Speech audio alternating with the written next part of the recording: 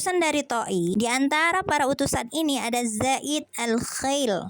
Setelah berbicara panjang lebar dengan Nabi, maka mereka pun masuk Islam dan keislaman mereka benar-benar menjadi baik. Maka beliau bersabda tentang Zaid, tak seorang pun dari bangsa Arab yang namanya disebutkan kepadaku yang menurut ceritanya dia adalah orang yang kaya. Namun setelah dia tiba di hadapanku, aku tidak melihat kenyataan dirinya seperti yang diceritakan itu. Zaid al-Khalil ini orang kaya, tapi ketika dia berhadapan dengan Rasulullah, dia tidak menampakkan kalau dia tuh harus dihormati, pakaian yang bagus, tapi nggak kayak gitu ya.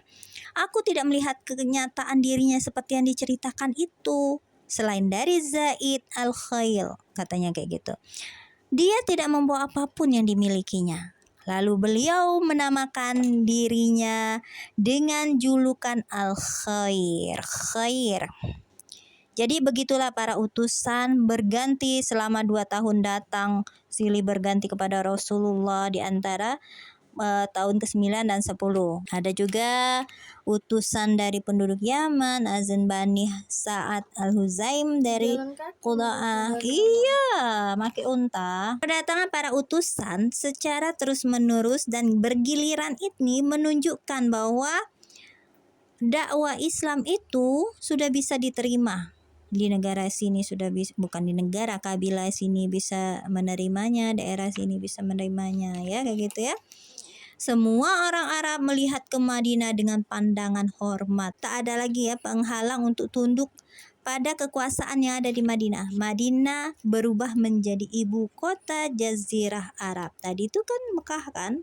Tapi banyak juga orang-orang itu yang menyatakan masuk Islam, tapi ada yang tertanam kuat dia di dalam hatinya keimanan. Ada juga yang hanya ngikuti pemimpinnya, padahal dia di dalam hatinya tidak.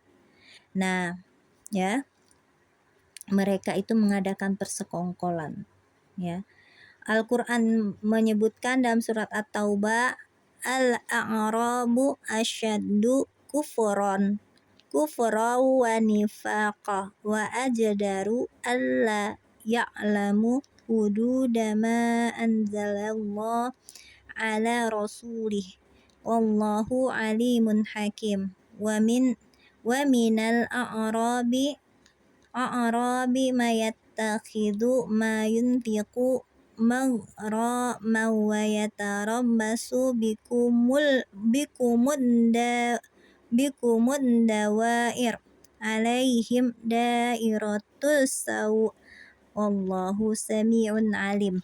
Orang-orang Arab Baduy itu akan lebih ya, sangat kekafiran dan kemunafikannya. Jadi orang-orang Baduy itu lebih sangat kafir dan kemunafikannya, dan lebih wajar tidak mengetahui hukum-hukum yang diturunkan Allah kepada Rasulnya, dan Allah Maha mengetahui lagi Maha bijaksana. Di antara orang-orang Arab Baduy itu ada orang yang memandang apa yang dinafkahkan di jalan Allah sebagai kerugian. Jadi nafkah dia di jalan Allah itu dianggapnya sebagai kerugian. Nafkah itu pemberian. Misalnya dia bersedekah untuk membantu fakir miskin, itu adalah sesuatu yang rugi, yang membuat hartaku habis, nah kayak gitu loh. Dan dia menanti mara bahaya menimpa ke orang-orang muslim. Padahal mereka yang akan ditimpa mara bahaya, dan Allah Maha mendengar lagi Maha mengetahui. Surat At-Taubah ayat 97-98. Namun Allah juga memuji sebagian yang lain dalam surat At-Taubah ayat 99 setelahnya ya, ayat setelahnya. Dan di antara orang-orang Arab Baduy itu ada orang yang beriman kepada Allah dan hari kemudian, dan memandang apa yang dinafkahkan di jalan Allah sebagai jalan mendekatkannya dan sebagai jalan untuk memperoleh doa Rasul. Ketahuilah, sesungguhnya nafkah adalah suatu jalan bagi mereka untuk mendekat mendekatkan kepada Allah. Kelak Allah akan masukkan mereka ke dalam rahmat surganya, dan sungguh Allah Maha Pengampun lagi Maha Penyayang. Arab Baduy itu itulah ada 2 orang semua.